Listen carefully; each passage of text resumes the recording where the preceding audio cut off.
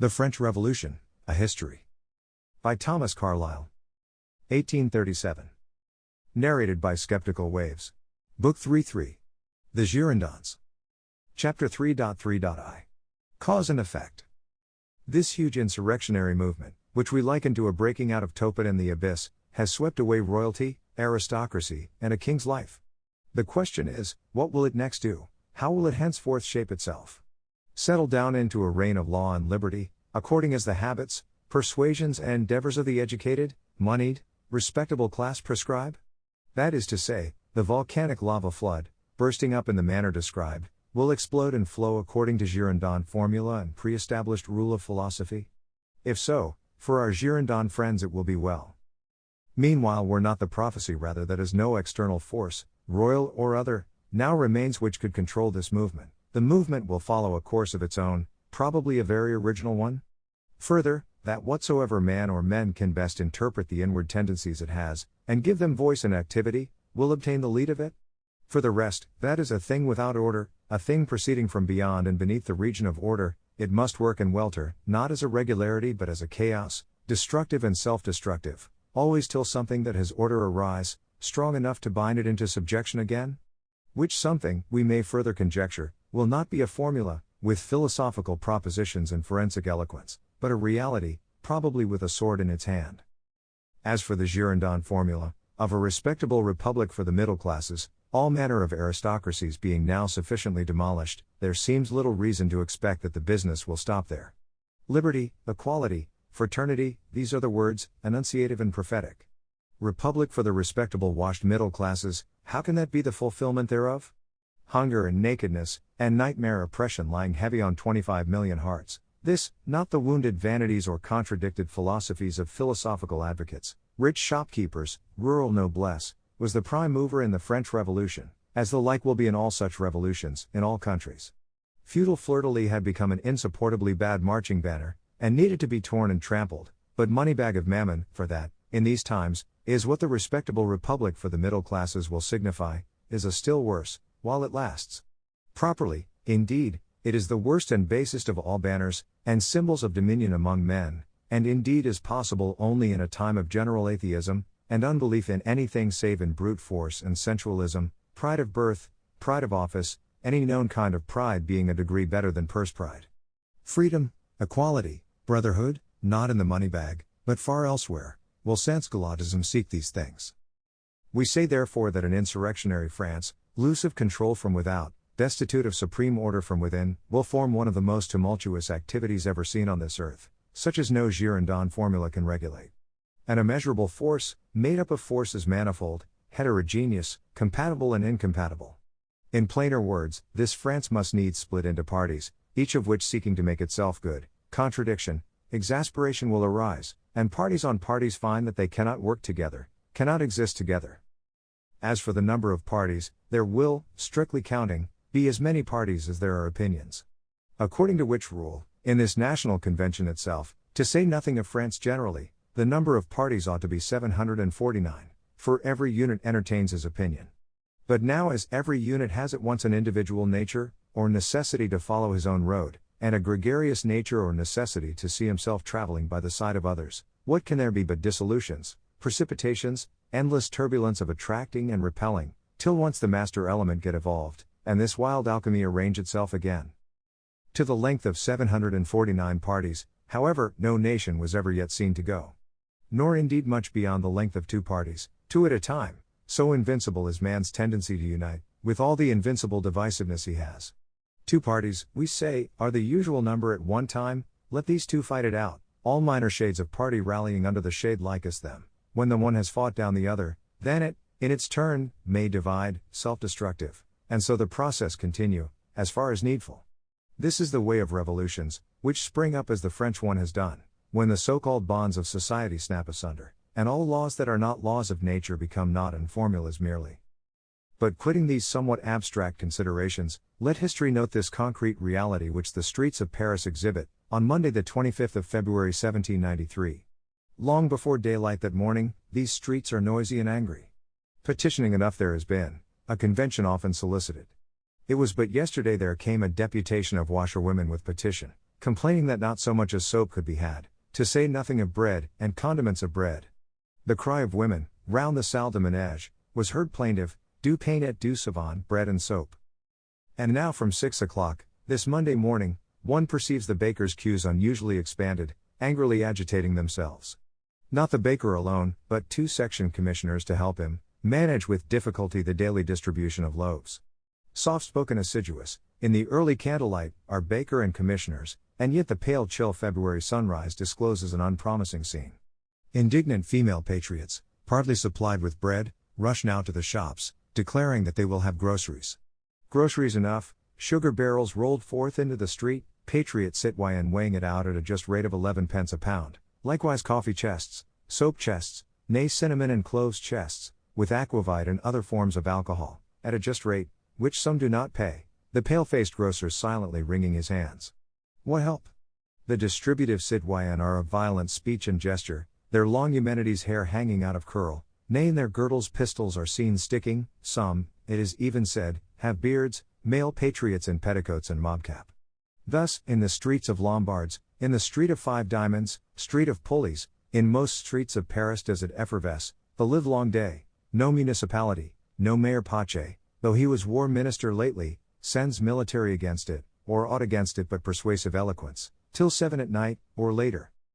On Monday gone 5 weeks, which was the 21st of January, we saw Paris, beheading its king, stand silent, like a petrified city of enchantment, and now on this Monday it is so noisy, selling sugar.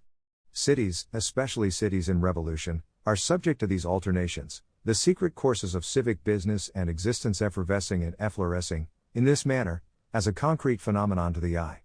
Of which phenomenon, when secret existence becoming public effloresces on the street, the philosophical cause and effect is not so easy to find.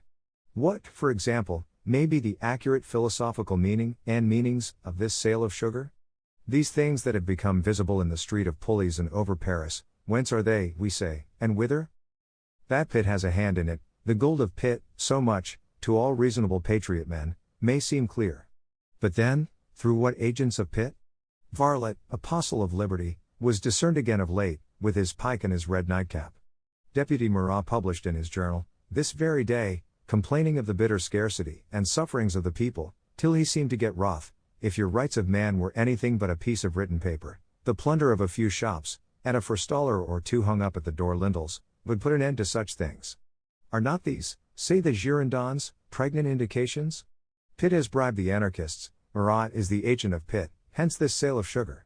To the Mother Society, again, it is clear that the scarcity is factitious, is the work of Girondins and such like, a set of men sold partly to Pitt, sold wholly to their own ambitions, and hard-hearted pedantries, who will not fix the grain prices, but prate pedantically of free trade, wishing to starve Paris into violence, and embroil it with the departments, hence this sale of sugar. And, alas, if to these 2 notabilities, of a phenomenon and such theories of a phenomenon, we add this 3rd notability, that the French nation has believed, for several years now, in the possibility, nay certainty and near advent, of a universal millennium, or reign of freedom, equality, fraternity, wherein man should be the brother of man, and sorrow and sin flee away. Not bread to eat, nor soap to wash with, and the reign of perfect felicity ready to arrive, do always since the Bastille fell. How did our hearts burn within us, at that feast of pikes, when brother flung himself on brother's bosom, and in sunny jubilee, 25 millions burst forth into sound and cannon smoke. Bright was our hope then, as sunlight, red angry is our hope grown now, as consuming fire. But, O heavens, what enchantment is it, or devilish legerdemain, of such effect, that perfect felicity, always within arm's length, could never be laid hold of, but only in her stead controversy and scarcity? This set of traitors after that set. Tremble, ye traitors, dread a people which calls itself patient, long-suffering, but which cannot always submit to have its pocket picked, in this way, of a millennium. Yes, reader, here is a miracle. Out of that putrescent rubbish of skepticism, sensualism, sentimentalism, hollow Machiavellism, such a faith has verily risen, flaming in the heart of a people. A whole people, awakening as it were to consciousness in deep misery, believes that it is within reach of a fraternal heaven on earth. With longing arms, it struggles to embrace the unspeakable, cannot embrace it, owing to certain causes. Seldom do we find that a whole people can be said to have any faith at all, except in things which it can eat and handle. Whensoever it gets any faith, its history becomes spirit-stirring, noteworthy. But since the time when steel Europe shook itself simultaneously, at the word of Hermit Peter, and rushed towards the sepulchre where God had lain, there was no universal impulse of faith that one could note. Since Protestantism went silent, no Luther's voice, no Ziska's drum any longer proclaiming that God's truth was not the devil's lie, and the last of the Cameronians, Renwick was the name of him, honoured to the name of the brave, sank, shot, on the Castle Hill of Edinburgh, there was no partial impulse of faith among nations. Till now, behold, once more this French nation believes. Herein, we say, in that astonishing faith of theirs, lies the miracle. It is a faith undoubtedly of the more prodigious sort, even among faiths, and will embody itself in prodigies. It is the soul of that world prodigy named French Revolution, whereat the world still gazes and shudders. But, for the rest, let no man ask history to explain by cause and effect how the business proceeded henceforth. This battle of Mountain and Gironde, and what follows, is the battle of fanaticisms and miracles, unsuitable for cause and effect. The sound of it, to the mind, is as a hubbub of voices in distraction, little of articulate is to be gathered by long listening and studying, only battle tumult, shouts of triumph, shrieks of despair. The Mountain has left no memoirs, the Girondins have left memoirs, which are too often little other than long-drawn interjections, of woe is me and cursed be ye. So soon as history can philosophically delineate the conflagration of a kindled fireship, she may try this other task. Here lay the bitumen stratum, there the brimstone one, so ran the vein of gunpowder, of nitre, terebinth and foul grease, this, were she inquisitive enough, history might partly know. But how they acted and reacted below decks, one fire stratum playing into the other, by its nature and the art of man, now when all hands ran raging, and the flames lashed high over shrouds and topmast, this let not history attempt. The fireship is old France, the old French form of life, her creed generation of men.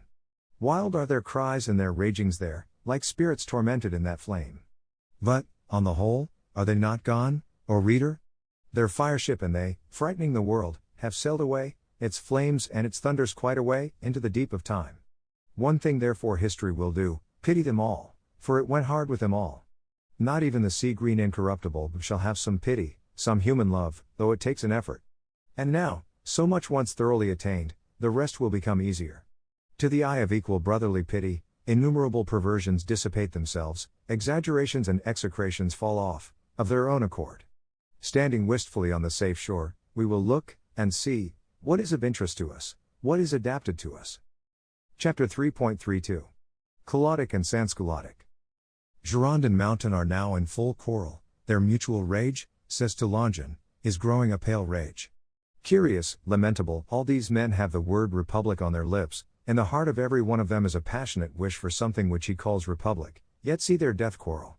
So, however, are men made.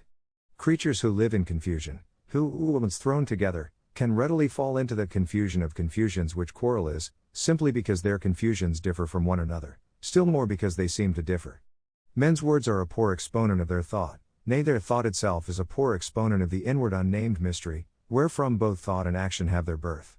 No man can explain himself, can get himself explained, men see not one another but distorted phantasms which they call one another, which they hate and go to battle with, for all battle is well said to be misunderstanding. But indeed that similitude of the fireship, of our poor French brethren, so fiery themselves, working also in an element of fire, was not insignificant. Consider it well, there is a shade of the truth in it. For a man, once committed headlong to republican or any other transcendentalism, and fighting and fanaticizing amid a nation of his like, becomes as it were enveloped in an ambient atmosphere of transcendentalism and delirium, his individual self is lost in something that is not himself, but foreign though inseparable from him. Strange to think of, the man's cloak still seems to hold the same man, and yet the man is not there, his volition is not there, nor the source of what he will do and devise. Instead of the man and his volition there is a piece of fanaticism and fatalism incarnated in the shape of him. He, the hapless incarnated fanaticism, goes his road, no man can help him, he himself least of all. It is a wonderful tragical predicament, such as human language, unused to deal with these things, being contrived for the uses of common life, struggles to shadow out in figures. The ambient element of material fire is not wilder than this of fanaticism, nor, though visible to the eye, is it more real. Volition bursts forth involuntary, rapt along, the movement of free human minds becomes a raging tornado of fatalism, blind as the winds, and Mountain and Gironde, when they recover themselves, are alike astounded to see where it has flung and dropped them. To such height of miracle can men work on men, the conscious and the unconscious blended inscrutably in this our inscrutable life, endless necessity environing free will. The weapons of the Girondins are political philosophy, respectability, and eloquence. Eloquence, or call it rhetoric, really of a superior order. Vergniaud, for instance, turns a period as sweetly as any man of that generation. The weapons of the mountain are those of mere nature, audacity and impetuosity which may become ferocity, as of men complete in their determination, in their conviction, nay of men, in some cases, who as Septemberers must either prevail or perish. The ground to be fought for is popularity. Further, you may either seek popularity with the friends of freedom and order, or with the friends of freedom simple. To seek it with both has unhappily become impossible. With the former sort, and generally with the authorities of the departments, and such as read parliamentary debates, and are of respectability, and of a peace-loving moneyed nature, the Girondins carry it. With the extreme patriot again, with the indigent millions, especially with the population of Paris who do not read so much as hear and see, the Girondins altogether lose it, and the mountain carries it. Egoism, nor meanness of mind, is not wanting on either side. Surely not on the Girondin side, where in fact the instinct of self-preservation, too prominently unfolded by circumstances, cuts almost a sorry figure, where also a certain finesse, to the length even of shuffling and shamming, now and then shows itself. They are men skillful in advocate fence. They have been called the Jesuits of the Revolution, but that is too hard a name. It must be owned likewise that this rude blustering mountain has a sense in it of what the Revolution means, which these eloquent Girondins are totally void of. Was the Revolution made, and fought for, against the world, these 4 weary years, that a formula might be substantiated, that society might become methodic, demonstrable by logic, and the old noblesse with their pretensions vanish? Or ought it not withal to bring some glimmering of light and alleviation to the 25 millions, who sat in darkness, heavy laden, till they rose with pikes in their hands? At least and lowest, one would think, it should bring them a proportion of bread to live on? There is in the mountain here and there, in Marat people's friend, in the incorruptible Seagreen himself, though otherwise so lean and formularly, a heartfelt knowledge of this latter fact, without which knowledge all other knowledge here is not, and the choicest forensic eloquence is a sounding brass and a tinkling cymbal. Most cold, on the other hand, most patronizing, unsubstantial is the tone of the Girondins towards our poorer brethren, those brethren whom one often hears of under the collective name of the masses, as if they were not persons at all, but mounds of combustible explosive material, for blowing down Bastilles with. In very truth, a revolutionist of this kind, is he not a solecism? Disowned by nature and art, deserving only to be erased, and disappear. Surely, to our poorer brethren of Paris, all this Girondin patronage sounds deadening and killing, if fine-spoken and incontrovertible in logic, then all the falser, all the hatefuller in fact. Nay, doubtless, pleading for popularity, here among our poorer brethren of Paris, the Girondin has a hard game to play. If he gain the ear of the respectable at a distance, it is by insisting on September and such like, it is at the expense of this Paris where he dwells and perorates. Hard to perorate in such an auditory. Wherefore the question arises, could we not get ourselves out of this Paris? Twice or oftener such an attempt is made. If not we ourselves, think squat it, then at least our suppliants might do it.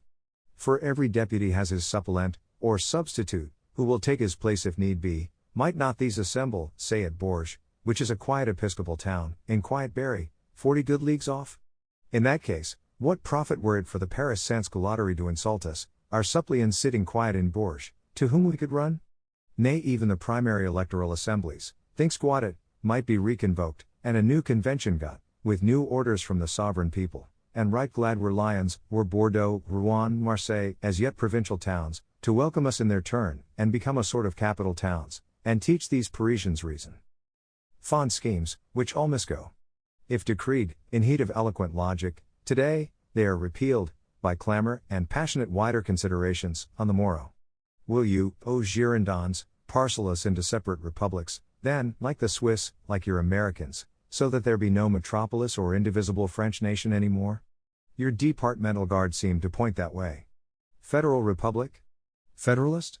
Men and knitting women repeat Federaliste, with or without much dictionary meaning, but go on repeating it, as is usual in such cases, till the meaning of it becomes almost magical, fit to designate all mystery of iniquity, and Federaliste has grown a word of exorcism and anapage Satanas. But furthermore, consider what poisoning of public opinion in the departments, by these Brissot, Horses, Caritas Condorcet newspapers. And then also what counter-poisoning, still feller in quality, by a Père Duchesne of Hébert, brutalest newspaper yet published on earth, by a Rougef of Guffroy, by the incendiary leaves of Marat. More than once, on complaint given in effervescence rising, it is decreed that a man cannot both be legislator and editor, that he shall choose between the one function and the other. But this too, which indeed could help little, is revoked or eluded, remains a pious wish mainly. Meanwhile, as the sad fruit of such strife, behold, O ye national representatives, how between the friends of law and the friends of freedom everywhere, mere heats and jealousies have arisen, fevering the whole republic. Department, provincial town is set against metropolis, rich against poor, colodic against sansculottic, man against man. From the southern cities come addresses of an almost inculpatory character, for Paris has long suffered newspaper calumny. Bordeaux demands a reign of law and respectability, meaning Girondism, with emphasis. With emphasis Marseille demands the like. Nay, from Marseille there come two addresses, one Girondin, one Jacobin sansculottic. Hot Rebecca, sick of this convention work, has given place to his substitute, and gone home, where also, with such jarrings, there is work to be sick of. Lyons, a place of capitalists and aristocrats, is in still worse state, almost in revolt. Chalier the Jacobin town councillor has got, too literally, to daggers drawn with Nieve Chol the Moderatin mayor, one of your moderate, perhaps aristocrat, royalist or federalist mayors. Chalier, who pilgrimed to Paris to behold Marat and the mountain, has verily kindled himself at their sacred urn, for on the 6th of February last, history or rumor has seen him haranguing his Lyons Jacobins in a quite transcendental manner, with a drawn dagger in his hand, recommending, they say, sheer September methods, patience being worn out, and that the Jacobin brethren should, impromptu, work the guillotine themselves.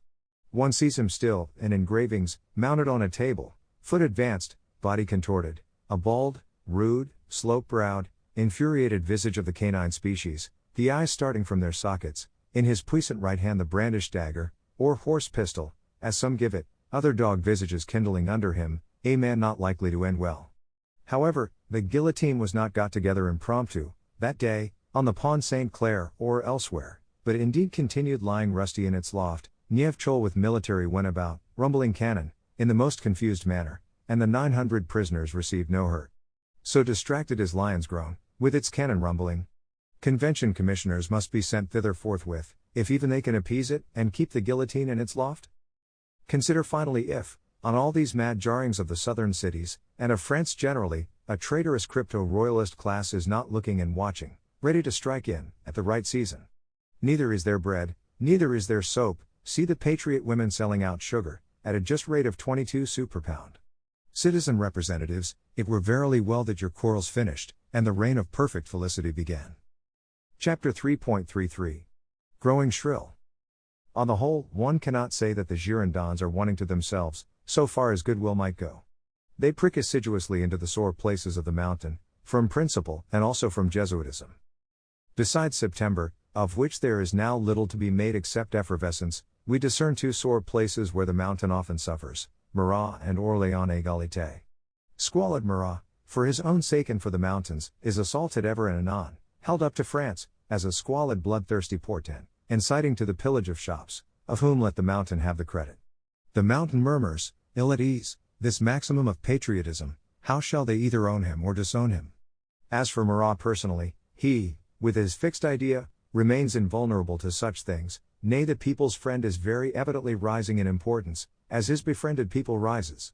No shrieks now, when he goes to speak, occasional applauses rather, furtherance which breeds confidence. The day when the Girondins proposed to decree him accused, decreter d'accusation, as they phrase it, for that February paragraph, of hanging up a forestaller or two at the door lintels, Marat proposes to have them decreed insane, and, descending the tribune steps, is heard to articulate these most unsenatorial ejaculations, les cochons, les imbéciles, pigs, idiots. Oftentimes he croaks harsh sarcasm, having really a rough rasping tongue, and a very deep fund of contempt for fine outsides, and once or twice, he even laughs, nay explodes into laughter, rideau éclat, at the gentilities and superfine airs of these Girondin men of statesmanship, with their pedantries, plausibilities, pusillanimities. These 2 years, says he, you have been whining about attacks, and plots, and danger from Paris, and you have not a scratch to show for yourselves. Danton gruffly rebukes him, from time to time, a maximum of patriotism, whom one can neither own nor disown. But the second sore place of the mountain is this anomalous Monseigneur Equality Prince d'Orléans. Behold these men, says the Gironde, with a whilom Bourbon prince among them. They are creatures of the d'Orléans faction. They will have Philippe made king, one king no sooner guillotined than another made in his stead. Girondins have moved, Bozo moved long ago, from principle and also from Jesuitism, that the whole race of Bourbons should be marched forth from the soil of France, this Prince Égalité to bring up the rear. Motions which might produce some effect on the public, which the Mountain, ill at ease, knows not what to do with. And poor Orléans Égalité himself, for one begins to pity even him, what does he do with them? The disowned of all parties, the rejected and foolishly be drifted hither and hither, to what corner of nature can he now drift with advantage? Feasible hope remains not for him, unfeasible hope, in pallid doubtful glimmers, there may still come, bewildering, not cheering or illuminating, from the Dumouriez quarter, and how, if not the time-wasted Orléans Égalité, then perhaps the young unwarned Chartres Égalité might rise to be a kind of king? Sheltered, if shelter it be, in the clefts of the mountain, poor Égalité will wait, one refuge in Jacobinism, one in Dumouriez and counter-revolution, are there not two chances? However, the look of him, Dame Genlis says, is grown gloomy, sad to see. Sillery also, the Genlis husband, who hovers about the mountain not on it, is in a bad way. Dame Genlis has come to Rancy, out of England and Bury St. Edmunds, in these days, being summoned by Égalité, with her young charge, Mademoiselle Égalité, that so Mademoiselle might not be counted among emigrants and hardly dealt with. But it proves a ravelled business, Genlis and charge find that they must retire to the Netherlands, must wait on the frontiers for a week or two, till Monseigneur, by Jacobin help, get it wound up. Next morning, says Dame Genlis, Monseigneur, gloomier than ever, gave me his arm, to lead me to the carriage. I was greatly troubled, Mademoiselle burst into tears, her father was pale and trembling. After I had got seated, he stood immovable at the carriage door, with his eyes fixed on me, his mournful and painful look seemed to implore pity. Adieu, madam, said he. The altered sound of his voice completely overcame me, not able to utter a word. I held out my hand, he grasped it close, then turning, and advancing sharply towards the postilion, he gave them a sign, and we rolled away. Nor are peacemakers wanting, of whom likewise we mention two, one fast on the crown of the mountain, the other not yet alighted anywhere, Danton and Barrère. Ingenious Barrère, old constituent and editor from the slopes of the Pyrenees, is one of the usefulest men of this convention, in his way. Truth may lie on both sides, on either side, or on neither side. My friends, ye must give and take, for the rest, success to the winning side. This is the motto of Barrère. Ingenious, almost genial, quick-sighted, supple, graceful, a man that will prosper. Scarcely Belial in the assembled pandemonium was plausibler to ear and eye. An indispensable man, in the great art of varnish he may be said to seek his fellow. Has there an explosion arisen, as many do arise, a confusion, unsightliness, which no tongue can speak of, more I look on, give it to Barrère, Barrère shall be committee reporter of it, you shall see it transmute itself into a regularity, into the very beauty and improvement that was needed. Without one such man, we say, how were this convention vested? Call him not, as exaggerative Mercier does, the greatest liar in France, nay it may be argued there is not truth enough in him to make a real lie of. Call him, with Burke, Anacreon of the guillotine, and a man serviceable to this convention. The other peacemaker whom we name is Danton. Peace, oh peace with one another. Cries Danton often enough, are we not alone against the world, a little band of brothers? Broad Danton is loved by all the mountain, but they think him too easy-tempered, deficient in suspicion. He has stood between Dumouriez and much censure, anxious not to exasperate our only general. In the shrill tumult Danton's strong voice reverberates, for union and pacification. Meetings there are, dinings with the Girondins, it is so pressingly essential that there be union. But the Girondins are haughty and respectable, this Titan Danton is not a man of formulas, and there rests on him a shadow of September. Your Girondins have no confidence in me, this is the answer a conciliatory Maillon gets from him. To all the arguments and pleadings this conciliatory Maillon can bring, the repeated answer is, ils n'ont point de confiance. The tumult will get ever shriller, rage is growing pale. In fact, what a pang is it to the heart of a Girondin, this first withering probability that the despicable unphilosophic anarchic mountain, after all, may triumph. Brutal Septemberers, a fifth-floor Italian, a Robespierre without an idea in his head, as Condorcet says, or a feeling in his heart, and yet we, the flower of France, cannot stand against them. Behold the scepter departs from us and goes to them. Eloquence, philosophism, respectability avail not, against stupidity the very gods fight to no purpose. Mit der Dummheit kämpfen guter Selbstverständnis. Shrill are the plaints of Löwit, his thin existence all acidified into rage, and preternatural insight of suspicion. Wroth is young Barbaroux, wroth and scornful. Silent, like a queen with the aspic on her bosom, sits the wife of Roland. Roland's accounts never yet got audited, his name become a byword. Such is the fortune of war, especially of revolution. The great gulf of Topet, and 10th of August, opened itself at the magic of your eloquent voice, and lo now, it will not close at your voice. It is a dangerous thing, such magic. The magicians Famulus got hold of the forbidden book, and summoned a goblin. Plate eel, what is your will? Said the goblin. The Famulus, somewhat struck, bade him fetch water. The swift goblin fetched it, pail in each hand, but lo, would not cease fetching it. Desperate, the Famulus shrieks at him, smites at him, cuts him in two. Lo, 2 goblin water carriers ply, and the house will be swum away in Deucalion deluges. Chapter 3.34 Fatherland in Danger. Or rather, we will say, this senatorial war might have lasted long, and party tugging and throttling with party might have suppressed and smothered one another, in the ordinary bloodless parliamentary way, on one condition, that France had been at least able to exist, all the while. But this sovereign people has a digestive faculty, and cannot do without bread. Also we are at war, and must have victory, at war with Europe, with fate and famine, and behold, in the spring of the year, all victory deserts us. Dumouriez had his outposts stretched as far as Aix-la-Chapelle, and the beautifulest plan for pouncing on Holland, by stratagem, flat-bottomed boats and rapid intrepidity, whereinto he had prospered so far, but unhappily could prosper no further. Aix-la-Chapelle is lost, Maastricht will not surrender to mere smoke and noise, the flat-bottomed boats must launch themselves again, and return the way they came. Steady now, ye rapidly intrepid men, retreat with firmness, Parthian-like. Alas, were it General Miranda's fault, were it the war minister's fault, or were it Dumouriez's own fault and that of fortune, enough, there is nothing for it but retreat, well if it be not even flight, for already terror-stricken cohorts and stragglers pour off, not waiting for order, flow disastrous, as many as 10,000 of them, without halt till they see France again. Nay worse, Dumouriez himself is perhaps secretly turning traitor? Very sharp is the tone in which he writes to our committees. Commissioners and Jacobin pillagers have done such incalculable mischief, Hassenfrat sends neither cartridges nor clothing, shoes we have, deceptively sold with wood and pasteboard. Nothing in short is right.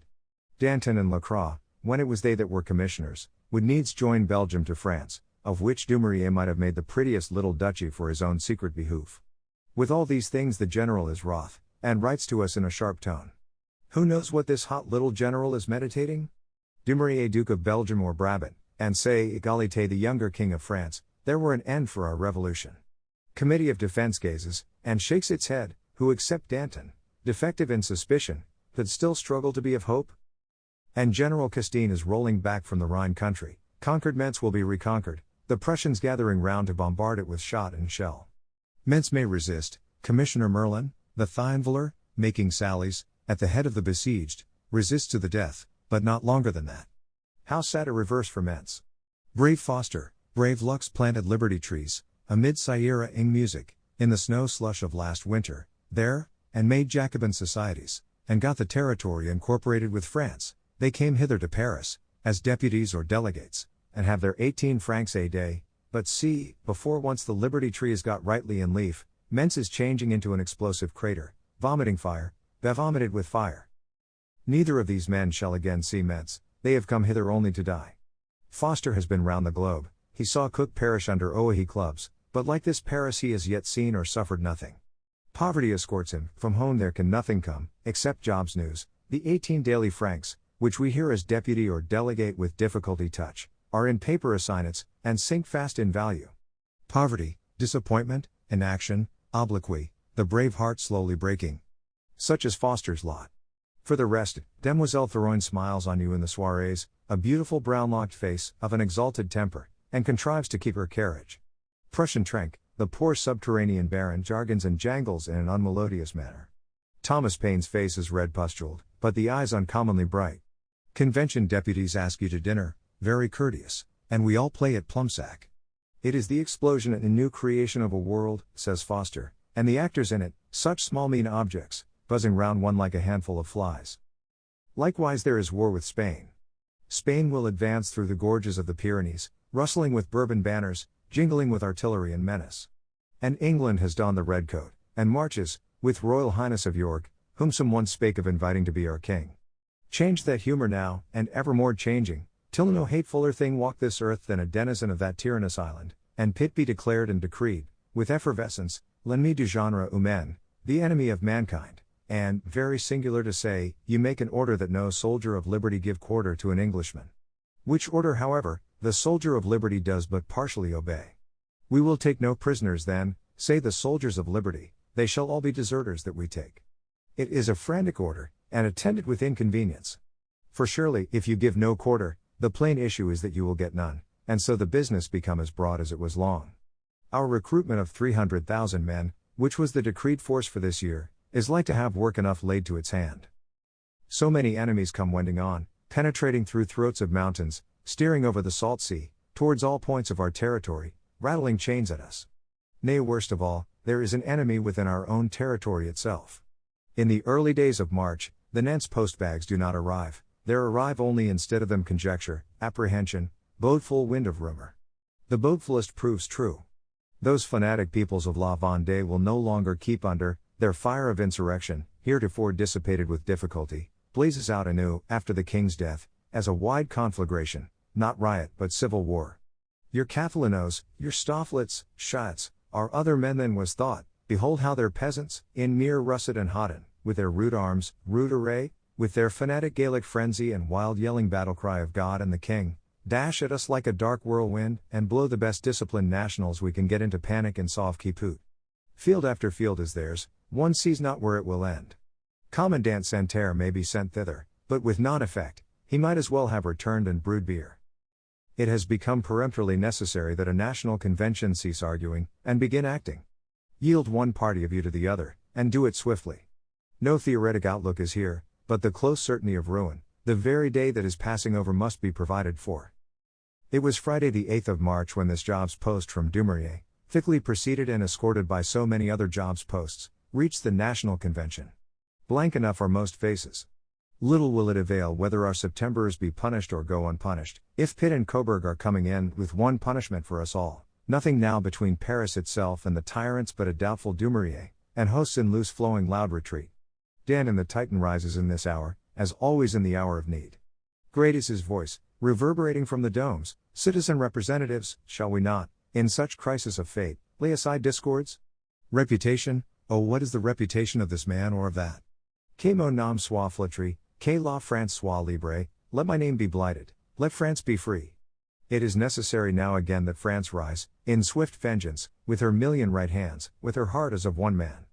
Instantaneous recruitment in Paris, let every section of Paris furnish its thousands, every section of France. 96 commissioners of us, 2 for each section of the 48, they must go forthwith, and tell Paris what the country needs of her. Let 80 more of us be sent, post haste, over France, to spread the fire-cross, to call forth the might of men. Let the 80 also be on the road, before this sitting rise. Let them go and think what their errand is. Speedy camp of 50,000 between Paris and the north frontier, for Paris will pour forth her volunteers. Shoulder to shoulder, one strong universal death-defiant rising and rushing, we shall hurl back these sons of night yet again, and France, in spite of the world, be free. So sounds the Titan's voice, into all section houses, into all French hearts. Sections sit in permanence, for recruitment, enrollment, that very night. Convention commissioners, on swift wheels, are carrying the fire cross from town to town, till all France blaze. And so there is flag of fatherland in danger waving from the town hall, black flag from the top of Notre Dame Cathedral, there is proclamation, hot eloquence, Paris rushing out once again to strike its enemies down. That, in such circumstances, Paris was in no mild humor can be conjectured. Agitated streets, still more agitated round the Salle de Ménage. Foyon's terrace crowds itself with angry citizens, angrier citizenesses, varlet perambulates with portable chair, ejaculations of no measured kind, as to perfidious fine-spoken d'état, friends of Dumouriez, secret friends of Pitt and Coburg, burst from the hearts and lips of men. To fight the enemy? Yes, and even to freeze him with terror, glacier de foi, but first to have domestic traitors punished. Who are they that, carping and quarreling, in their Jesuitic most moderate way, seek to shackle the patriotic movement? That divide France against Paris, and poison public opinion in the departments? That when we ask for bread, and a maximum fixed price, treat us with lectures on free trade in grains? Can the human stomach satisfy itself with lectures on free trade? And are we to fight the Austrians in a moderate manner, or in an immoderate? This convention must be purged. Set up a swift tribunal for traitors, a maximum for grains, thus speak with energy the patriot volunteers, as they defile through the convention hall, just on the wing to the frontiers, perorating in that heroical Cambyses vein of theirs, beshouted by the galleries and mountain, bemurmured by the right side and plain. Nor are prodigies wanting, lo, while a captain of the section Poissonnier perorates with vehemence about Dumouriez, Maximum, and crypto-royalist traitors, and his troop beat chorus with him, waving their banner overhead, the eye of a deputy discerns, in this same banner, that the cravates or streamers of it have royal fleur-de-lis. The section captain shrieks, his troop shriek, horror-struck, and trample the banner underfoot, seemingly the work of some crypto-royalist plotter. Most probable, or perhaps at bottom, only the old banner of the section, manufactured prior to the 10th of August, when such streamers were according to rule. History, looking over the Girondin memoirs, anxious to disentangle the truth of them from the hysterics, finds these days of March, especially this Sunday the 10th of March, play a great part. Plots, a plot for murdering the Girondin deputies, anarchists and secret royalists plotting, in hellish concert, for that end. The far greater part of which is hysterics. What we do find indisputable is that Louvet and certain Girondins were apprehensive they might be murdered on Saturday, and did not go to the evening sitting, but held counsel with one another, each inciting his fellow to do something resolute, and these anarchists, to which, however, Pétion, opening the window and finding the night very wet, answered only, Ils n'y feront rien, and composedly resumed his violin, says Louvet, thereby, with soft Lydian tweedledeeing, to wrap himself against eating cares. Also that Louvet felt especially liable to being killed, that several Girondins went abroad to seek beds, liable to being killed, but were not. Further that, in very truth, journalist Deputy Gorses, poisoner of the departments, he and his printer had their houses broken into, by a tumult of patriots, among whom red-capped varlet, American Fournier loomed forth, in the darkness of the rain and riot, had their wives put in fear, their presses, types and circumjacent equipments beaten to ruin, no mayor interfering in time, Gorses himself escaping, pistol in hand, along the coping of the back wall. Further that Sunday, the morrow was not a work day, and the streets were more agitated than ever. Is it a new September, then, that these anarchists intend? Finally, that no September came, and also that hysterics, not unnaturally, had reached almost their acme. Vergniaud denounces and deplores, in sweetly turned periods. Section Bon Conseil, good counsel so named, not mau conseil or ill counsel as it once was, does a far notabler thing, demands that Vergniaud, Brissot, Boitet, and other denunciatory fine-spoken Girondins, to the number of 22, be put under arrest.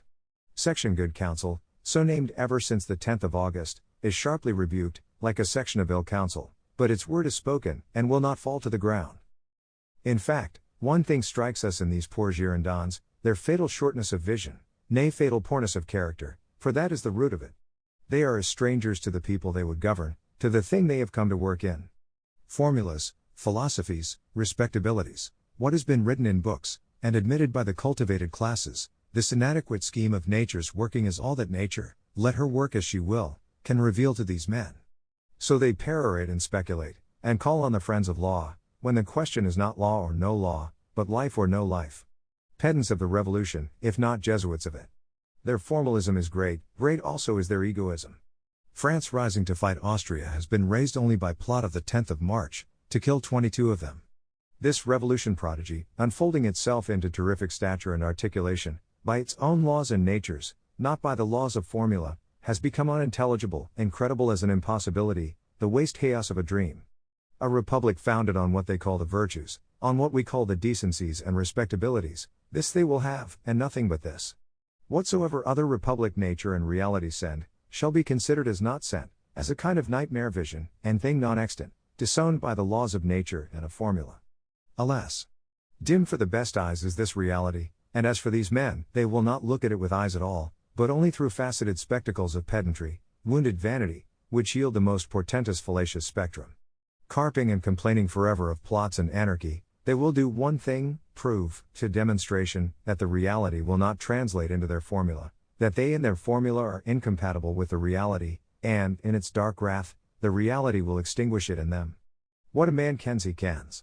But the beginning of a man's doom is that vision be withdrawn from him, that he see not the reality, but a false spectrum of the reality, and, following that, step darkly, with more or less velocity, downwards to the utter dark, to ruin, which is the great sea of darkness, whither all falsehoods, winding or direct, continually flow. This 10th of March we may mark as an epoch in the Girondin destinies, the rage so exasperated itself, the misconception so darkened itself. Many desert the sittings, many come to them armed. An honorable deputy, setting out after breakfast, must now, besides taking his notes, see whether his priming is in order. Meanwhile with Dumouriez in Belgium it fares ever worse. Were it again General Miranda's fault, or some other's fault, there is no doubt whatever but the Battle of Neerwinden, on the 18th of March, is lost, and our rapid retreat has become a far too rapid one. Victorious Coburg, with his Austrian prickers, hangs like a dark cloud on the rear of us, Dumouriez never off horseback night or day, engagement every 3 hours, our whole discomfited host rolling rapidly inwards, full of rage, suspicion, and sauve-qui-peut. And then Dumouriez himself, what his intents may be. Wicked seemingly and not charitable. His dispatches to committee openly denounce a factious convention, for the woes it has brought on France and him. And his speeches, for the general has no reticence. The execution of the tyrant this Dumouriez calls the murder of the king. Danton and Lacroix, flying thither as commissioners once more, return very doubtful, even Danton now doubts. 3 Jacobin missionaries, Proli, Dubuisson, Pereira, have flown forth, sped by a wakeful mother society. They are struck dumb to hear the general speak. The convention, according to this general, consists of 300 scoundrels and 400 imbeciles. France cannot do without a king. But we have executed our king. And what is it to me, hastily cries Dumouriez, a general of no reticence, whether the king's name be Ludovicus or Jacobus? Or Philippus? Rejoins Proli, and hastens to report progress. Over the frontiers such hope is there. Chapter 3.3.v. Sansculottism accoutred. Let us look, however, at the grand internal sansculottism and revolution prodigy, whether it stirs and waxes, there and not elsewhere hope may still be for France. The revolution prodigy, as decree after decree issues from the mountain, like creative fiats, accordant with the nature of the thing, is shaping itself rapidly, in these days, into terrific stature and articulation, limb after limb. Last March, 1792, we saw all France flowing in blind terror, shutting town barriers, boiling pitch for brigands. Happier, this March, that it is a seeing terror, that a creative mountain exists, which can say fiat. Recruitment proceeds with fierce celerity, nevertheless our volunteers hesitate to set out, till treason be punished at home. They do not fly to the frontiers, but only fly hither and thither, demanding and denouncing. The mountain must speak new fiat and new fiats. And does it not speak such?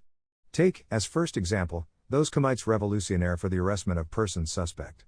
Revolutionary Committee, of 12 chosen patriots, sits in every township of France, examining the suspect, seeking arms, making domiciliary visits and arrestments, caring, generally, that the Republic suffer no detriment. Chosen by universal suffrage, each in its section, they are a kind of elixir of Jacobinism, some 44,000 of them awake and alive over France. In Paris and all towns, every house door must have the names of the inmates legibly printed on it, at a height not exceeding 5 feet from the ground. Every citizen must produce his certificatory carte de civisme, signed by section president. Every man be ready to give account of the faith that is in him. Persons suspect had as well depart this soil of liberty. And yet departure too is bad. All emigrants are declared traitors, their property become national, they are dead in law, save indeed that for our behoof they shall live yet 50 years in law, and what heritages may fall to them in that time become national too. A mad vitality of Jacobinism, with 44,000 centers of activity, circulates through all fibers of France. Very notable also is the Tribunal Extraordinaire, decreed by the Mountain, some Girondins dissenting, for surely such a court contradicts every formula, other Girondins assenting, nay cooperating, for do not we all hate traitors, O ye people of Paris? Tribunal of the 17th in autumn last was swift, but this shall be swifter. 5 judges, a standing jury, which is named from Paris and the neighborhood, that there be not delay in naming it, they are subject to no appeal, to hardly any law forms, but must get themselves convinced in all readiest ways, and for security are bound to vote audibly in the hearing of a Paris public. This is the Tribunal Extraordinaire, which, in few months, getting into most lively action, shall be entitled Tribunal Révolutionnaire, as indeed it from the very first has entitled itself, with a Herman or a Dumas for Judge-President, with a Fouquier Tinville for Attorney General, and a jury of such as Citizen Leroy, who has surnamed himself Dixoot, Leroy August 10th, it will become the wonder of the world. Herein has Sansculottism fashioned for itself a sword of sharpness, a weapon magical, tempered in the Stygian hell waters, to the edge of it all armor and defense of strength or of cunning shall be soft, it shall mow down lives and brazen gates, and the waving of it shed terror through the souls of men. But speaking of an amorphous Sansculottism taking form, ought we not above all things to specify how the amorphous gets itself ahead? Without metaphor, this revolution government continues hitherto in a very anarchic state. Executive Council of Ministers, 6 in number, there is, but they, especially since Roland's retreat, have hardly known whether they were ministers or not. Convention committees sit supreme over them, but then each committee is supreme as the others, committee of 21, of defense, of general surety, simultaneous or successive, for specific purposes. The convention alone is all-powerful, especially if the commune go with it, but is too numerous for an administrative body. Wherefore, in this perilous quick whirling condition of the Republic, before the end of March, we obtain our small Comité de Salut Public, as it were, for miscellaneous accidental purposes, requiring dispatch, as it proves, for a sort of universal supervision and universal subjection. They are to report weekly, these new committeemen, but to deliberate in secret. Their number is 9, firm patriots all, Danton one of them, renewable every month, yet why not re-elect them if they turn out well? The flower of the matter is that they are but 9, that they sit in secret. An insignificant-looking thing at first, this committee, but with a principle of growth in it. Forwarded by fortune, by internal Jacobin energy, it will reduce all committees and the convention itself to mute obedience, the 6 ministers to 6 assiduous clerks, and work its will on the earth and under heaven, for a season. A committee of public salvation, whereat the world still shrieks and shudders. If we call that revolutionary tribunal a sword, which Sansculottism has provided for itself, then let us call the law of the maximum, a provender scrip, or haversack, wherein better or worse some ration of bread may be found. It is true, political economy, Girondin free trade, and all law of supply and demand, are hereby hurled topsy-turvy, but what help? Patriotism must live, the cupidity of farmers seems to have no bowels. Wherefore this law of the maximum, fixing the highest price of grains, is, with infinite effort, got passed, and shall gradually extend itself into a maximum for all manner of comestibles and commodities, with such scrambling and topsy-turvying as may be fancied. For now, if, for example, the farmer will not sell, the farmer shall be forced to sell. An accurate account of what grain he is shall be delivered into the constituted authorities, let him see that he say not too much, for in that case, his rents, taxes and contributions will rise proportionally, let him see that he say not too little, for, on or before a set day, we shall suppose in April, less than 1/3 of this declared quantity, must remain in his barns, more than 2/3 of it must have been thrashed and sold. One can denounce him, and raise penalties. By such inextricable overturning of all commercial relation will Sansculottism keep life in, since not otherwise. On the whole, as Camille Desmoulins says once, while the Sansculottes fight, the messieurs must pay. So there come impôts progressifs, ascending taxes, which consume, with fast increasing voracity, and superfluous revenue of men, beyond £50 a year you are not exempt, rising into the hundreds you bleed freely, into the thousands and tens of thousands, you bleed gushing. Also there come requisitions, there comes forced loan of £1 milliard, some 50 million sterling, which of course they that have must lend. Unexampled enough, it has grown to be no country for the rich, this, but a country for the poor. And then if one fly, what steads it? Dead in law, nay kept alive 50 years yet, for their accursed behoof. In this manner, therefore, it goes, topsy-turvying, sciuraing, and withal there is endless sale of emigrant national property, there is combone with endless cornucopia of assignats. The trade and finance of Sansculottism, and how, with maximum and baker's queues, with cupidity, hunger, denunciation and paper money, it led its galvanic life, and began and ended, remains the most interesting of all chapters in political economy, still to be written. All which things are they not clean against formula?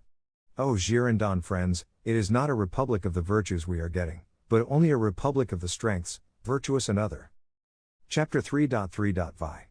The traitor. But Dumouriez, with his fugitive host, with his King Ludovicus or King Philippus? There lies the crisis, there hangs the question, revolution prodigy, or counter-revolution? One wide shriek covers that northeast region. Soldiers, full of rage, suspicion and terror, flock hither and thither. Dumouriez the many-counselled, never off horseback, knows now no counsel that were not worse than none, the counsel, namely, of joining himself with Coburg, marching to Paris, extinguishing Jacobinism, and, with some new King Ludovicus or King Philippus, wresting the Constitution of 1791. Is wisdom quitting Dumouriez, the herald of fortune quitting him? Principle, faith political or other, beyond a certain faith of mess rooms, and honor of an officer, had him not to quit. At any rate, his quarters in the burgh of Saint-Amand, his headquarters in the village of Saint-Amand-des-Bois, a short way off, have become a bedlam. National representatives, Jacobin missionaries are riding and running, of the three towns, Lille, Valenciennes or even Condé, which Dumouriez wanted to snatch for himself. Not one can be snatched, your captain is admitted, but the town gate is closed on him, and then the prison gate, and his men wander about the ramparts. Couriers gallop breathless, men wait, or seem waiting, to assassinate, to be assassinated, battalions nigh frantic with such suspicion and uncertainty, with Vive la République and Sauve qui peut, rush this way and that, ruin and desperation in the shape of Coburg lying entrenched close by. Dame Genlis and her fair Princess d'Orléans find this burgh of Saint-Amand no fit place for them. Dumouriez's protection has grown worse than none. Tough Genlis, one of the toughest women, a woman, as it were, with 9 lives in her whom nothing will beat, she packs her bandboxes, clear for flight in a private manner. Her beloved princess she will leave here, with the Prince Chartres Égalité her brother. In the cold grey of the April morning, we find her accordingly established in her hired vehicle, on the street of Saint-Amand, postilions just cracking their whips to go, when behold the young princely brother, struggling hitherward, hastily calling, bearing the princess in his arms. Hastily he has clutched the poor young lady up, in her very nightgown, nothing saved of her goods except the watch from the pillow. With brotherly despair he flings her in, among the bandboxes, into Genlis's chaise, into Genlis's arms. Leave her not, in the name of mercy in heaven. A shrill scene, but a brief one. The postilions crack and go. Ah, whither? Through byroads and broken hill passes, seeking their way with lanterns after nightfall, through perils, and Coburg Austrians, and suspicious French nationals, finally, into Switzerland, safe though nigh moneyless. The brave young Égalité has a most wild morrow to look for, but now only himself to carry through it. For indeed over at that village named of the mudbaths, Saint-Amand-des-Bois, matters are still worse. About 4 o'clock on Tuesday afternoon, the 2d of April 1793, 2 couriers come galloping as if for life, Mon Général. 4 national representatives, War Minister at their head, are posting hitherward, from Valenciennes, are close at hand, with what intents one may guess. While the couriers are yet speaking, War Minister and national representatives, old Camus the archivist for chief speaker of them arrive. Hardly has Mon Général had time to order out the Hussar regiment to Berchigny, that it take rank and wait nearby, in case of accident. And so, enter War Minister Bournonville, with an embrace of friendship, for he is an old friend, enter archivist Camus and the other 3, following him. They produce papers, invite the general to the bar of the convention, merely to give an explanation or two. The general finds it unsuitable, not to say impossible, and that the service will suffer. Then comes reasoning, the voice of the old archivist getting loud. Vain to reason loud with this Dumouriez, he answers mere angry irreverences. And so, amid plumed staff officers, very gloomy looking, in jeopardy and uncertainty, these poor national messengers debate and consult, retire and re-enter, for the space of some 2 hours, without effect. Whereupon archivist Camus, getting quite loud, proclaims, in the name of the National Convention, for he has the power to do it, that General Dumouriez is arrested. Will you obey the national mandate, General? Pas dans ce moment-ci, not at this particular moment, answers the general also aloud, then glancing the other way, utters certain unknown vocables, in a mandatory manner, seemingly a German word of command. Hussars clutch the 4 national representatives, and Bournonville the war minister, pack them out of the apartment, out of the village, over the lines to Coburg, in 2 chaises that very night, as hostages, prisoners, to lie long in Maastricht and Austrian strongholds. J. Acta est alea. This night Dumouriez prints his proclamation, this night and the more of the Dumouriez army, in such darkness visible, and rage of semi-desperation as there is, shall meditate what the general is doing, what they themselves will do in it. Judge whether this Wednesday was of halcyon nature, for any one. But, on the Thursday morning, we discern Dumouriez with small escort, with Chartres Égalité and a few staff officers, ambling along the Condé highway. Perhaps they are for Condé, and trying to persuade the garrison there. At all events, they are for an interview with Coburg, who waits in the woods by appointment, in that quarter. Nigh the village of Dumet, 3 national battalions, a set of men always full of Jacobinism, sweep past us, marching rather swiftly, seemingly in mistake, by a way we had not ordered. The general dismounts, steps into a cottage, a little from the wayside, will give them right order in writing. Hark! What strange growling is heard, what barkings are heard, loud yells of traitors, of arrest, the national battalions have wheeled round, are emitting shot. Mount, Dumouriez, and spring for life. Dumouriez and staff strike the spurs in, deep, vault over ditches, into the fields, which prove to be morasses, sprawl and plunge for life, be whistled with curses and lead. Sunk to the middle, with or without horses, several servants killed, they escape out of shot range, to General Mack the Austrian's quarters. Nay, they return on the morrow, to Saint-Amand and faithful foreign Berchigny, but what boots it? The artillery has all revolted, is jingling off to Valenciennes, all have revolted, are revolting, except only foreign Berchigny, to the extent of some poor 1,500, none will follow Dumouriez against France and indivisible republic, Dumouriez's occupation's gone. Such an instinct of Frenahood and Sansculottism dwells in these men, they will follow no Dumouriez nor Lafayette, nor any mortal on such errand. Shriek may be of sauve-qui-peut, but will also be of Vive la République. New national representatives arrive, new General Dampierre, soon killed in battle, new General Custine, the agitated hosts draw back to some camp of farmers, make head against Coburg as they can. And so Dumouriez is in the Austrian quarters, his drama ended, in this rather sorry manner. A most shifty, wiry man, one of heaven's Swiss that wanted only work. 50 years of unnoticed toil and valor, 1 year of toil and valor, not unnoticed, but seen of all countries and centuries, then 30 other years again unnoticed, of memoir writing, English pension, scheming and projecting to no purpose, adieu thou Swiss of heaven, worthy to have been something else. His staff go different ways. Brave young Égalité reaches Switzerland and the Genlis cottage, with a strong crabstick in his hand, a strong heart in his body, his princedom now reduced to that. Égalité the father sat playing whist, in his Palais Égalité, at Paris, on the 6th day of this same month of April, when a catchpole entered, Citoyen Égalité is wanted at the Convention Committee. Examination, requiring arrestment, finally requiring imprisonment, transference to Marseille and the castle of If. Orlensdom has sunk in the black waters, Palais Égalité, which was Palais Royal, is like to become Palais National. Chapter 3.37. In fight. Our Republic, by paper decree, may be one and indivisible, but what profits it while these things are? Federalists in the Senate, renegados in the army, traitors everywhere. France, all in desperate recruitment since the 10th of March, does not fly to the frontier, but only flies hither and thither. This defection of contemptuous diplomatic Dumouriez falls heavy on the fine-spoken high-sniffing homme d'etat, whom he consorted with, forms a second epoch in their destinies. Or perhaps more strictly we might say, the second Girondin epoch, though little noticed then, bien on the day when, in reference to this defection, the Girondins broke with Danton. It was the first day of April, Dumouriez had not yet plunged across the morasses to Coburg, but was evidently meaning to do it, and our commissioners were off to arrest him, when what does the Girondin Lasours see good to do, but rise, and jesuitically question and insinuate at great length, whether a main accomplice of Dumouriez had not probably been Danton? Gironde grins sardonic assent, Mountain holds its breath. The figure of Danton, Levasseur says, while this speech went on, was noteworthy. He sat erect, with a kind of internal convulsion struggling to keep itself motionless, his eye from time to time flashing wilder, his lip curling in titanic scorn. Lasource, in a fine-spoken attorney manner, proceeds, there is this probability to his mind, and there is that, probabilities which press painfully on him, which cast the patriotism of Danton under a painful shade, which painful shade he, Lasource, will hope that Danton may find it not impossible to dispel. Les scélérats!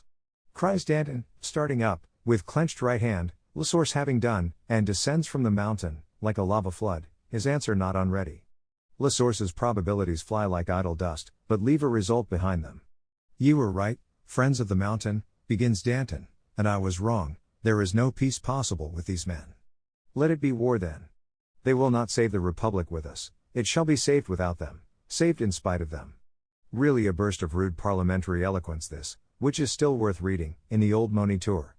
With fire words the exasperated rude Titan rives and smites these Girondins, at every hit the glad mountain utters chorus, Marat, like a musical bis, repeating the last phrase.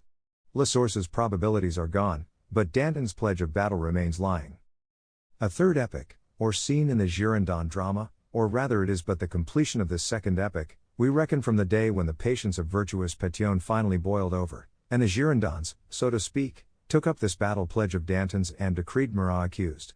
It was the 11th of the same month of April, on some effervescence rising, such as often rose, And President had covered himself, mere bedlam now ruling, and Mountain and Gironde were rushing on one another with clenched right hands, and even with pistols in them, when, behold, the Girondin du Perret drew a sword. Shriek of horror rose, instantly quenching all other effervescence, at sight of the clear murderous steel, whereupon du Perret returned it to the leather again, confessing that he did indeed draw it, being instigated by a kind of sacred madness, Saint Fureur, and pistols held at him, but that if he parasitally had chanced to scratch the outmost skin of national representation with it, he too carried pistols, and would have blown his brains out on the spot. But now in such posture of affairs, virtuous Pétion rose, next morning, to lament these effervescences, this endless anarchy invading the legislative sanctuary itself, and here, being growled at and howled at by the Mountain, his patience, long tried, did, as we say, boil over, and he spake vehemently, in high key, with foam on his lips, whence, says Marat, I concluded he had got l'arrêt de rabidity, or dog madness. Rabidity smites others rabid, so there rises new foam-lipped demand to have anarchists extinguished, and specially to have Marat put under accusation. Send a representative to the Revolutionary Tribunal? Violate the inviolability of a representative? Have a care, O friends! This poor Marat has faults enough, but against liberty or equality, what fault? That he has loved and fought for it, not wisely but too well. In dungeons and cellars, in pinching poverty, under anathema of men, even so, in such fight, has he grown so dingy, bleared, even so has his head become a stylite's one. Him you will fling to your sword of sharpness, while Coburg and Pitt advance on us, fire spitting? The Mountain is loud, the Gironde is loud and deaf, all lips are foamy. With permanent session of 24 hours, with vote by roll call, and a deadlift effort, the Gironde carries it. Marat is ordered to the Revolutionary Tribunal, to answer for that February paragraph of forestallers at the door lintel, with other offences, and, after a little hesitation, he obeys. Thus is Danton's battle pledge taken up. There is, as he said there would be, war without truce or treaty, ni trêve ni composition. Wherefore, close now with one another, formula and reality, in death grips, and wrestle it out, both of you cannot live, but only one. Chapter 3.38. In death grips. It proves what strength, were it only of inertia, there is in established formulas, what weakness in nascent realities, and illustrates several things, that this death wrestle should still have lasted some 6 weeks or more. National business, discussion of the Constitutional Act, for our Constitution should decidedly be got ready, proceeds along with it. We even change our locality. We shift, on the 10th of May, from the old Salle de Manège, into our new hall, in the palace, once a king's but now the Republic's, of the Tuileries. Hope and ruth, flickering against despair and rage, still struggles in the minds of men. It is a most dark confused death wrestle, this of the 6 weeks. Formalist frenzy against realist frenzy, patriotism, egoism, pride, anger, vanity, hope, and despair, all raised to the frenetic pitch. Frenzy meets frenzy, like dark clashing whirlwinds, neither understands the other. The weaker, one day, will understand that it is verily swept down. Girondism is strong as established formula and respectability, do not as many as 72 of the departments, or say respectable heads of departments, declare for us? Calvados, which loves its bozo, will even rise in revolt, so hent the addresses. Marseille, cradle of patriotism, will rise, Bordeaux will rise, and the Gironde department, as one man. In a word, who will not rise, were our representation nationale to be insulted, or one hair of a deputy's head harmed. The Mountain, again, is strong as reality and audacity. To the reality of the Mountain are not all furthersome things possible? A new 10th of August, if needful, nay a new 2nd of September. But, on Wednesday afternoon, 24th day of April, year 1793, what tumult as a fierce jubilee is this? It is Marat returning from Revolutionary Tribunal. A week or more of death peril, and now there is triumphant acquittal. Revolutionary Tribunal can find no accusation against this man. And so the eye of history beholds patriotism, which had gloomed unutterable things all week, break into loud jubilee, embrace its Marat, lift him into a chair of triumph, bear him shoulder high through the streets. Shoulder high is the injured people's friend, crowned with an oak garland, amid the wavy sea of red nightcaps, carmagnole jackets, grenadier bonnets and female mobcaps, far sounding like a sea. The injured people's friend has here reached his culminating point, he too strikes the stars with his sublime head. But the reader can judge with what face President Lasource, he of the painful probabilities, who presides in this convention hall, might welcome such jubilee tide, when it got thither, and the decree of accusation floating on the top of it. A national sapper, spokesman on the occasion, says, "The people know their friend, and love his life as their own. Whosoever wants Murat's head must get the sappers first." La Source answered with some vague painful mumblement, which, says Levasseur, one could not help tittering at. Patriot sections, volunteers not yet gone to the frontiers, come demanding the purgation of traitors from your own bosom, the expulsion, or even the trial and sentence, of a factious 22. Nevertheless, the Gironde has got its commission of 12, a commission specially appointed for investigating these troubles of the legislative sanctuary. Let sans-culotism say what it will, law shall triumph. Old constituent Rabout Saint-Étienne presides over this commission. It is the last plank whereon a wrecked republic may perhaps still save herself. Rabout and they therefore sit and tent, examining witnesses, lunching arrestments, looking out into a waste dim sea of troubles. The womb of formula, or perhaps her grave. Enter not that sea, O reader. There are dim desolation and confusion, raging women and raging men. Sections come demanding 22, for the number first given by section Conseil still holds, though the names should even vary. Other sections, of the wealthier kind, come denouncing such demand, nay the same section will demand today, and denounce the demand tomorrow according as the wealthier sit, or the poorer. Wherefore, indeed, the Girondins decree that all sections shall close at 10 in the evening, before the working people come, which decree remains without effect. And nightly the mother of patriotism wails doleful, doleful but her eye kindling.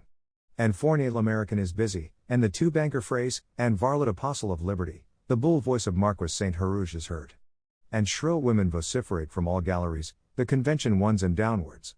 Nay, a central committee of all the 48 sections, looms forth huge and dubious, sitting dim in the archevêché, sending resolutions, receiving them, a center of the sections, in dread deliberation as to a new 10th of August.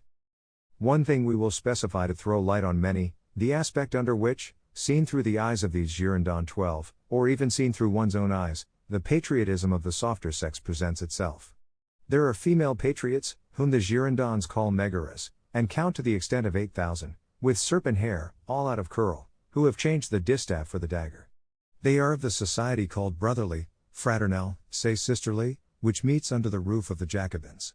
2,000 daggers, or so, have been ordered, doubtless for them. They rush to Versailles, to raise more women, but the Versailles women will not rise. Nay, behold, in National Garden of Tuileries, Demoiselle Thuron herself is become as a brown-locked Diana, were that possible, attacked by her own dogs, or she-dogs. The demoiselle, keeping her carriage, is for liberty indeed, as she has full well shown, but then for liberty with respectability, whereupon these serpent-haired extreme she-patriots now do fasten on her, tatter her, shamefully fustigate her, in their shameful way, almost fling her into the garden ponds, had not help intervened. Help, alas, to small purpose.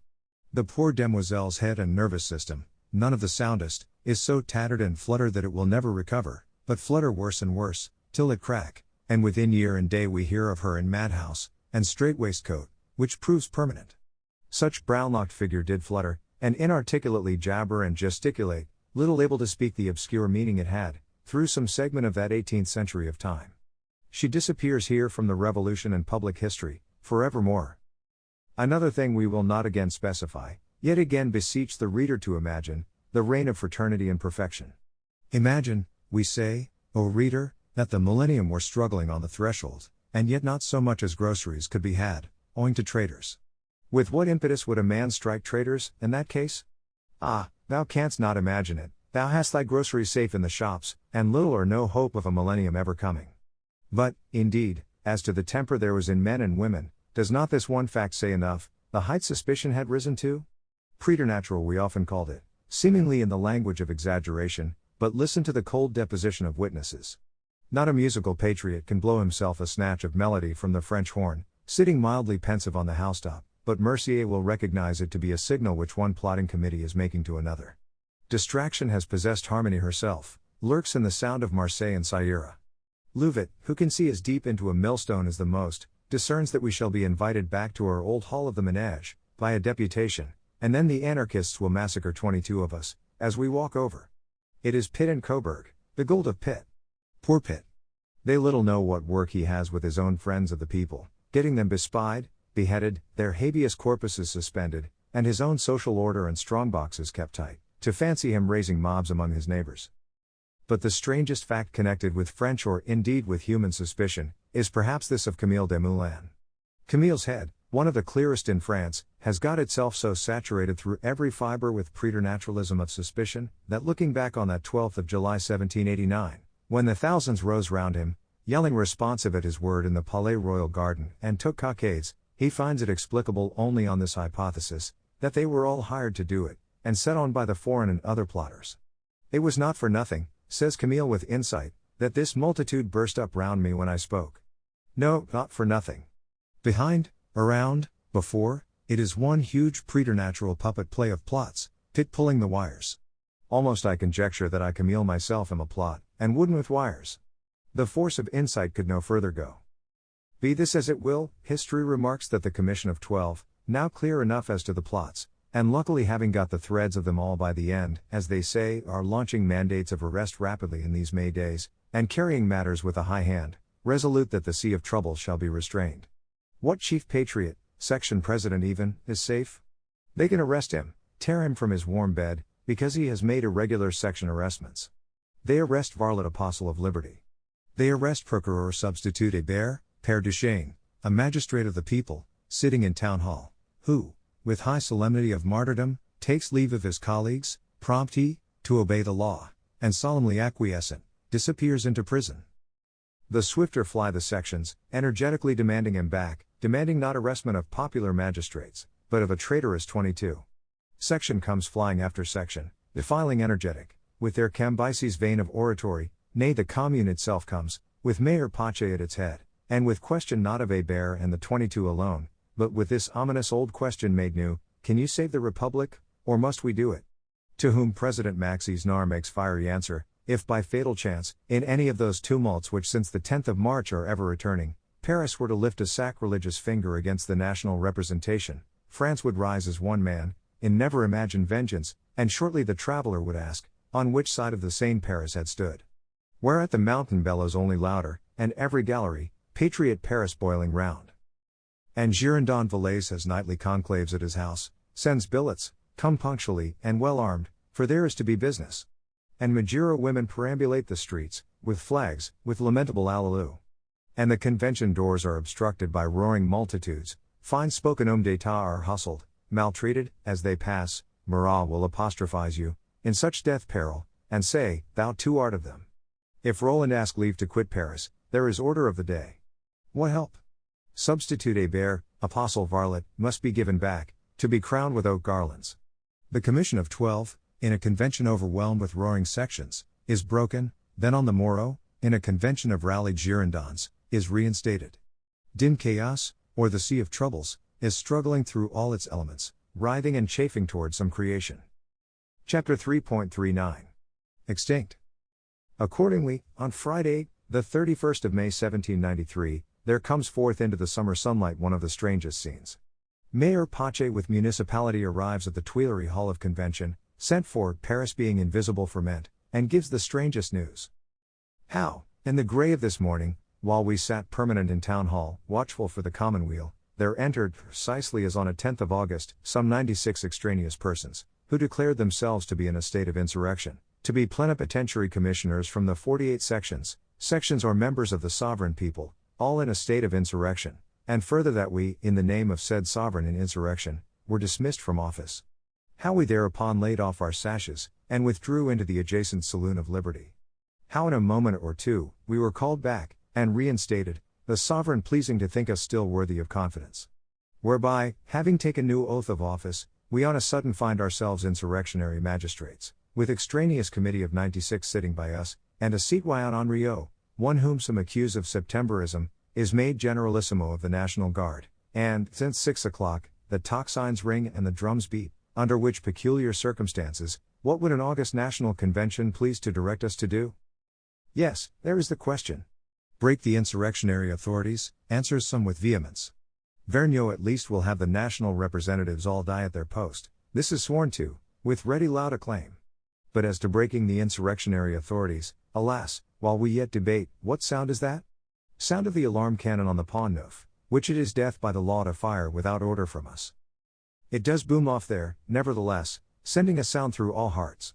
And the tocsines discourse stern music, and Henriot with his armed force has enveloped us. And section succeeds section, the livelong day, demanding with Cambyses' oratory, with the rattle of muskets, that traitors, 22 or more, be punished, that the commission of 12 be irrecoverably broken. The heart of the Gironde dies within it, distant are the 72 respectable departments, this fiery municipality is near. Barrère is for a middle course, granting something. The commission of 12 declares that, not waiting to be broken, it hereby breaks itself, and is no more. Fain would reporter Rabout speak his in its last words, but he is bellowed off. Too happy that the 22 are still left unviolated. Vergniaud, carrying the laws of refinement to a great length, moves, to the amazement of some, that the sections of Paris have deserved well of their country. Whereupon, at a late hour of the evening, the deserving sections retire to their respective places of abode. Barrère shall report on it. With busy quill and brain he sits, secluded, for him no sleep tonight. Friday the last of May is ended in this manner. The sections have deserved well, but ought they not to deserve better? Faction and Girondism is struck down for the moment, and consents to be a nullity, but will it not, at another favorabler moment rise, still feller, and the Republic have to be saved in spite of it? So reasons patriotism, still permanent, so reasons the figure of Marat, visible in the dim section world, on the morrow. To the conviction of men. And so at eventide of Saturday, when Barrère had just got it all varnished in the course of the day, and his report was setting off in the evening mailbags, tocsin peals out again. Général is beating, armed men taking station in the Place Vendôme and elsewhere for the night, supplied with provisions and liquor. There under the summer stars will they wait, this night, what is to be seen and to be done, Henriot and Townhall giving due signal. The convention, at sound of Général, hastens back to its hall, but to the number only of 100, and does little business, puts off business till the morrow. The Girondins do not stir out thither, the Girondins are abroad seeking beds. Poor Rabout, on the morrow morning, returning to his post, with Louvet and some others, through streets all in ferment, wrings his hands, ejaculating, Illa suprema dies. It has become Sunday, the 2nd day of June, year 1793, by the old style, by the new style, year one of liberty, equality, fraternity. We have got to the last scene of all, that ends this history of the Girondin senatorship. It seems doubtful whether any terrestrial convention had ever met in such circumstances as this national one now does. Tocsin is pealing, barriers shut, all Paris is on the gaze, or under arms.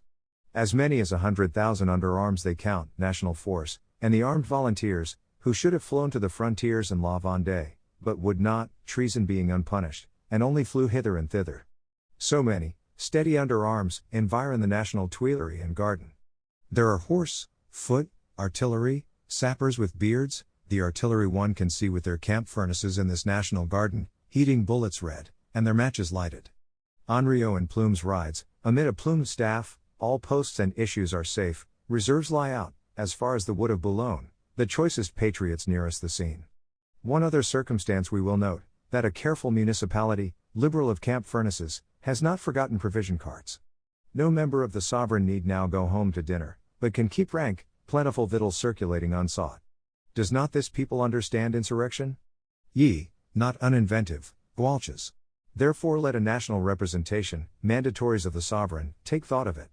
Expulsion of your 22, and your commission of 12, we stand here till it be done. Deputation after deputation, in ever stronger language, comes with that message. Barrère proposes a middle course. Will not perhaps the inculpated deputies consent to withdraw voluntarily, to make a generous demission and self-sacrifice for the sake of one's country? Isnard, repentant of that search on which riverbank Paris stood, declares himself ready to demit.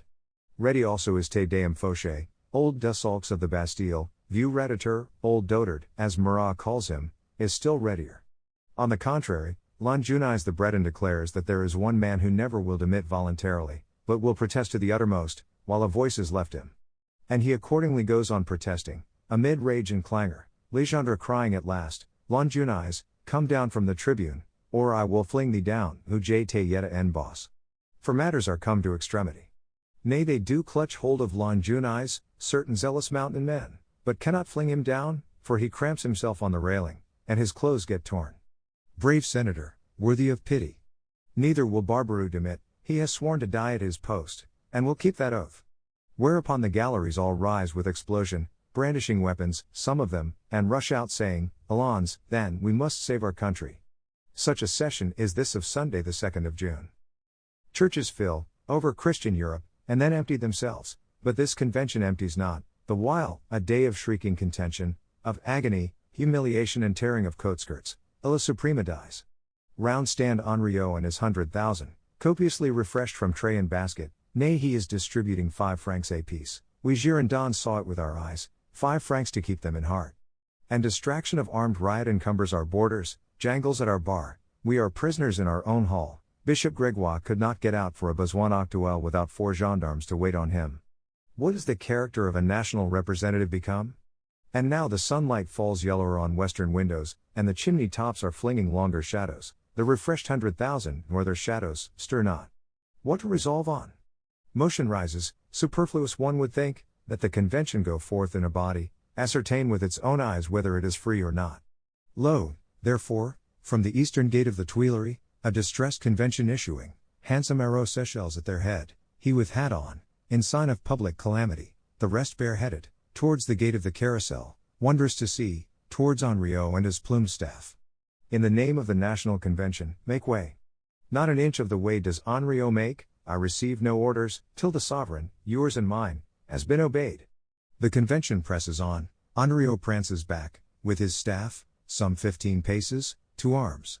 Cannoneers to your guns! Exclamation mark flashes out his puissant sword, as the staff all do, and the hussars all do. Cannoneers brandish the lit match, infantry present arms, alas, in the level way as if for firing.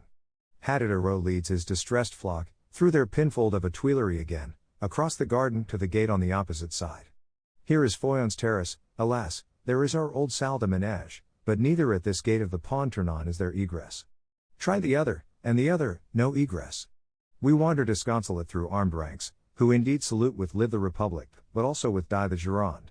Other such sight, in the year 1 of liberty, the westering sun never saw. And now behold Marat meets us, for he lagged in this suppliant procession of ours, he has got some 100 elect patriots at his heels, he orders us in the sovereign's name to return to our place, and do as we are bidden and bound. The convention returns. Does not the convention, says Couthon with a singular power of face, see that it is free? None but friends round it?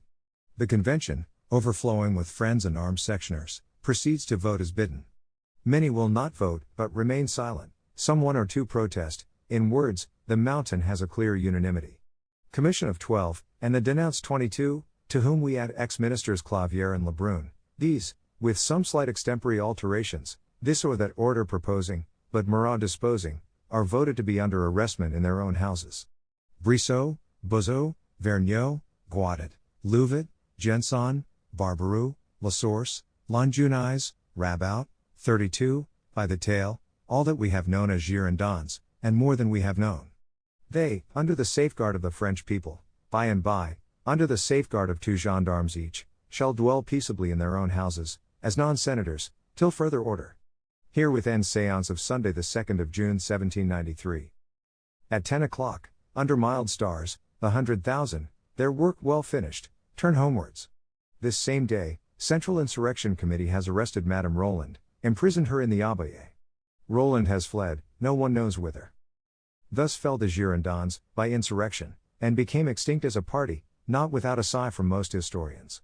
The men were men of parts, of philosophic culture, decent behavior, not condemnable in that they were pedants and had not better parts, not condemnable but most unfortunate. They wanted a republic of the virtues, wherein themselves should be head, and they could only get a republic of the strengths, wherein others than they were head. For the rest, Barrère shall make report of it. The night concludes with a civic promenade by torchlight. Surely the true reign of fraternity is now not far?